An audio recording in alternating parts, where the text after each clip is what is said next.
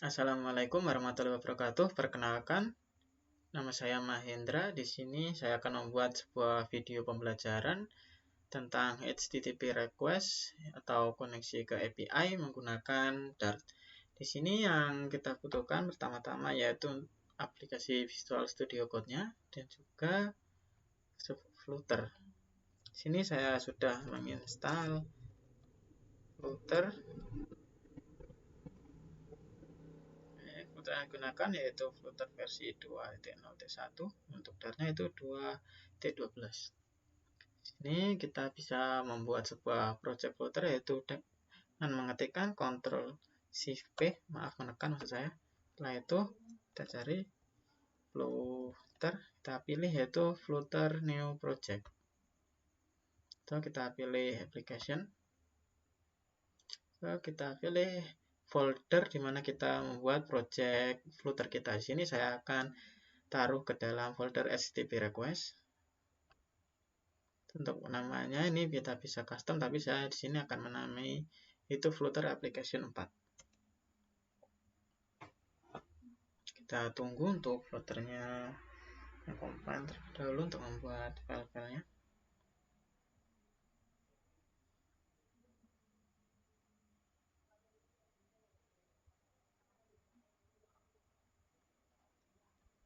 Nah, sudah berhasil membuat project.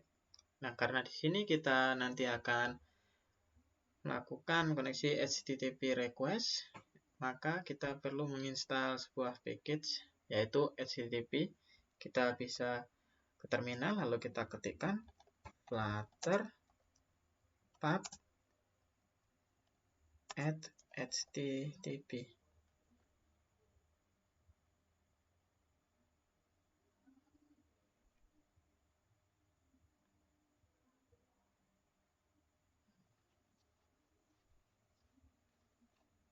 Nah, kalau sudah seperti ini, kita akan mengecek di pubspec.yaml apakah sudah terinstall. Nah, di sini sudah ya HTTP-nya.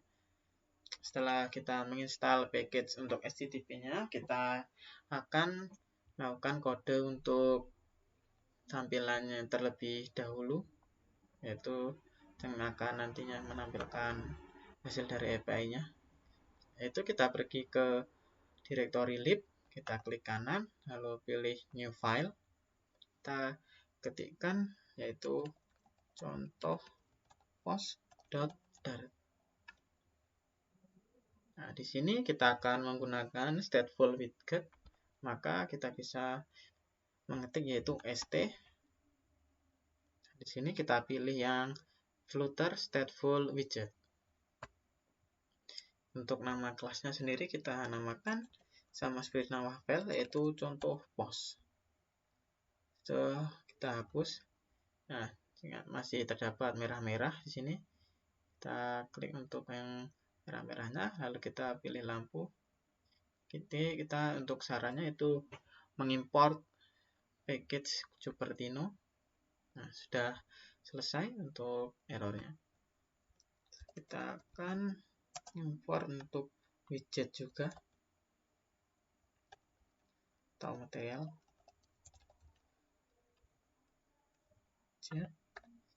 Nah, di sini kita akan mengubah yaitu return const placeholder-nya.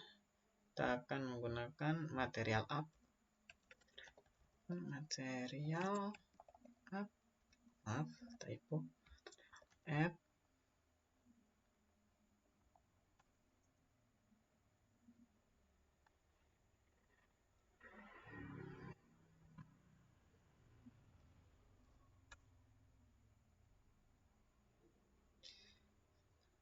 Oh, maaf, salah. Kita akan mendeklarasikan itu home terlebih dahulu. Sini berfungsi ketika kita mengakses contoh post, maka yang ditampilkan yaitu widget-widget yang terdapat pada home. Itu kita menggunakan scaffold. Di sini scaffold adalah seperti template dasar yang disediakan oleh Flutter untuk kita membuat sebuah halaman. Setelah itu, pertama-tama kita akan buat untuk app barnya app bar. Sini kita akan menambahkan teks atau bar-nya. Nah, contoh post API. Setelah itu kita akan sini saya akan menambahkan untuk background colornya. Terus saya akan membuat jadi warna biru.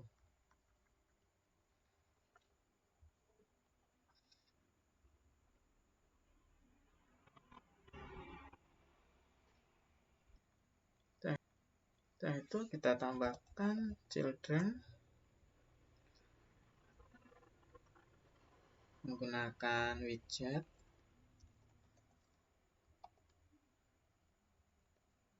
Lalu kita akan mengisi yaitu pertama sebuah teks. Untuk sementara kita isi post API atau hasil post API. Lalu yang kedua yaitu sebuah button. Di sini kita menggunakan button yang disediakan oleh Flutter-nya atau Dart.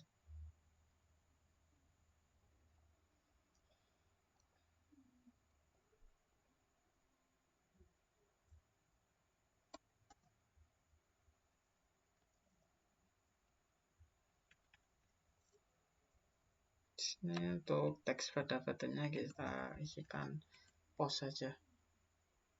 Kita pergi ke main Dart, kita import untuk contoh post.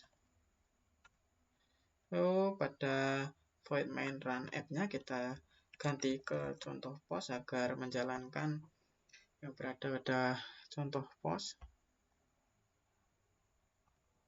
Kita menjalankan contoh post. Ini coba kita jalankan terlebih dahulu apakah sudah bisa.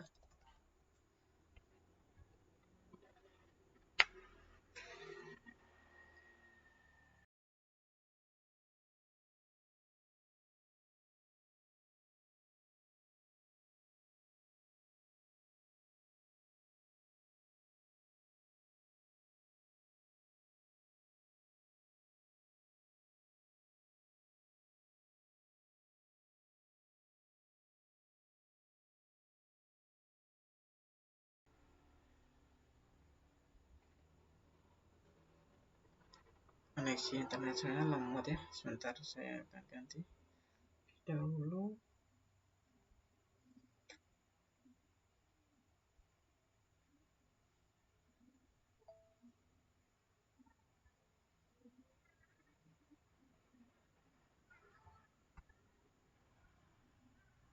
Kita coba jalankan kembali.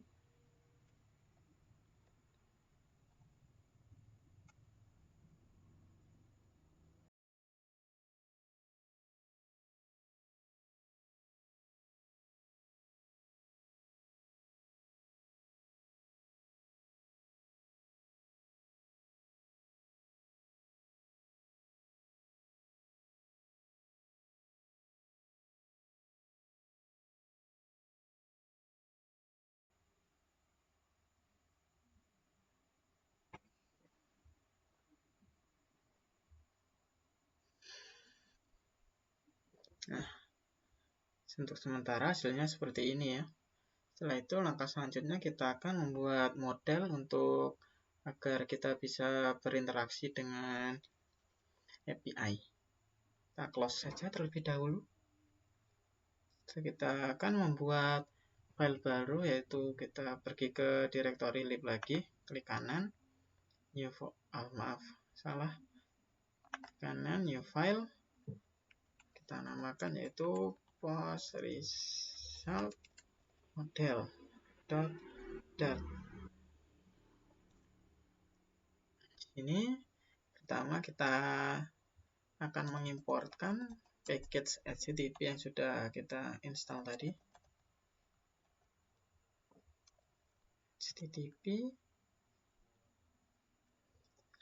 http.dart.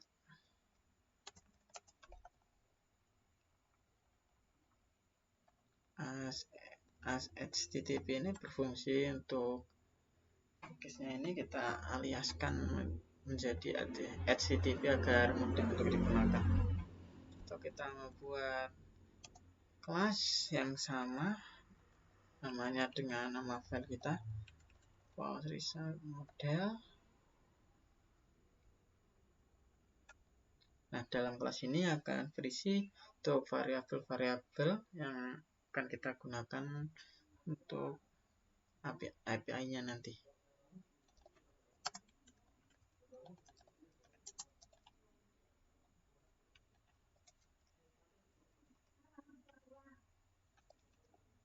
Astagfirullah.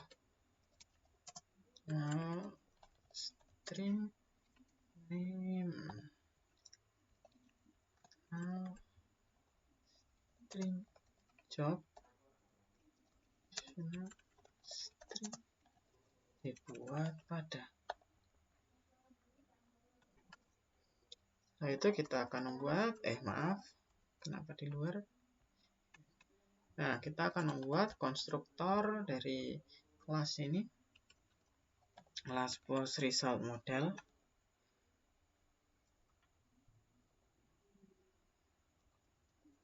This ID job.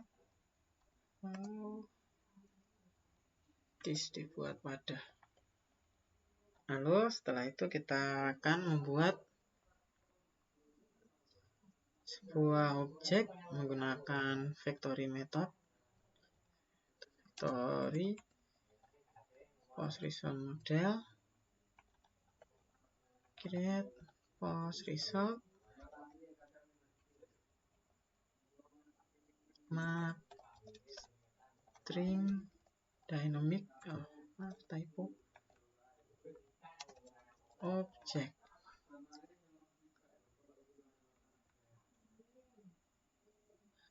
Sini untuk nama function atau metodenya yaitu create post result.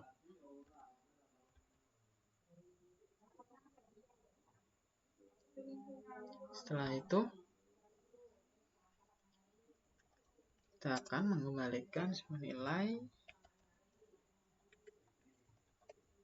post result model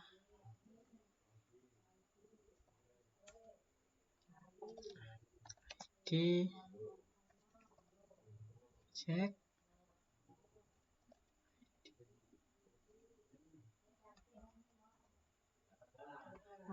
typo. Setelah itu name, check name, job, object job, dan dibuat ada object created add. Nah, di sini untuk key pada objek sini menyesuaikan dengan API yang kita gunakan ya. Sini API yang akan digunakan yaitu regress in. Lalu untuk key yang digunakan yaitu ID, name, job, dan created add. Setelah itu kita akan membuat sebuah function untuk mengkoneksi terhadap API-nya. Itu karena kita menggunakan assign await, maka kita akan menggunakan filter. Di sini keterangannya delayed computation. Kita isi dengan post result model. Nama metodenya atau fungsinya yaitu hubungkan API dengan parameter string name dan juga string job. Assign, kita akan membuat untuk variabel URL-nya atau URI-nya.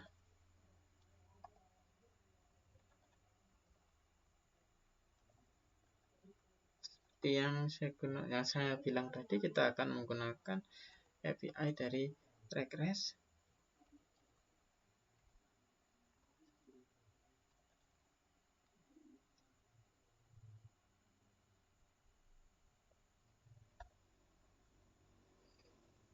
Membuat untuk variabel response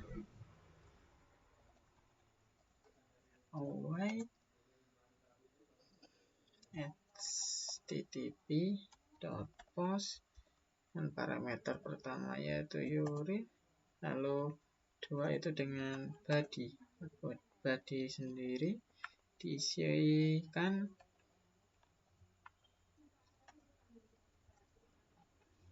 name. Maaf,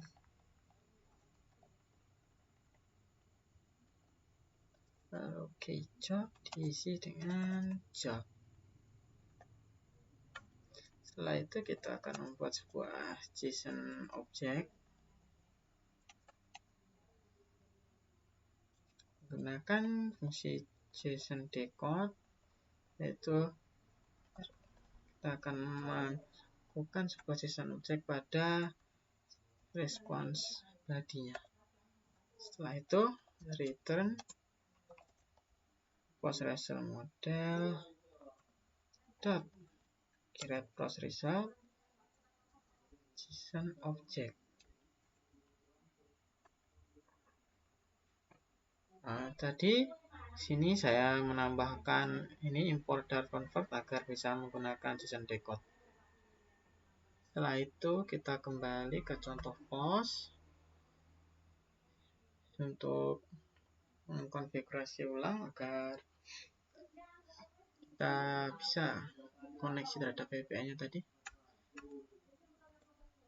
Pertama kita akan mengimport terlebih dahulu model yang sudah kita buat.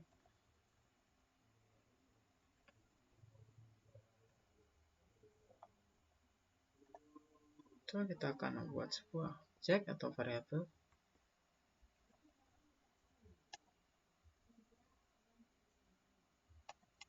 Kita isi kosong terlebih dahulu. Lalu kita akan konfigurasi terhadap ini teks akan menampilkan tadi post result model tidak sama dengan 0, maka ini kita menggunakan ternary operation ya. Sini artinya jika post result model tidak kosong atau memiliki data, maka nanti akan menampilkan post result model ID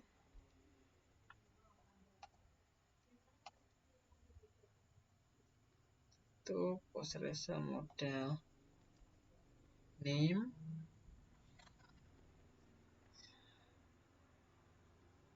setelah itu post result model job, setelah itu post result model dibuat pada. Lalu jika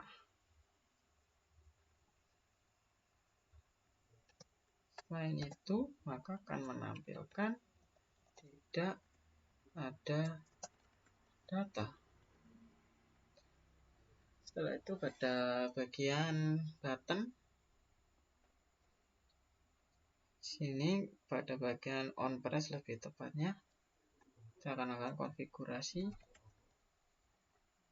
post result model,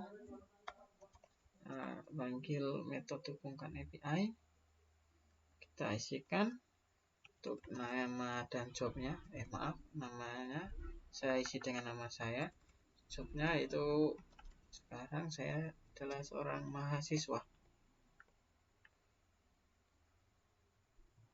Setelah itu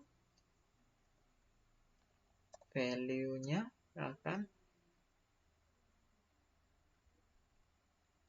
kita taruh ke dalam atau kita isikan ke dalam post result model.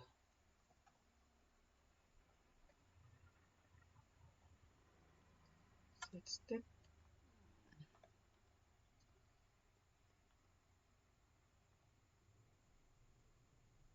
Nah, sudah. Lalu kita akan coba untuk jalankan lagi dan mencoba apakah sudah bisa terhubung dengan API-nya.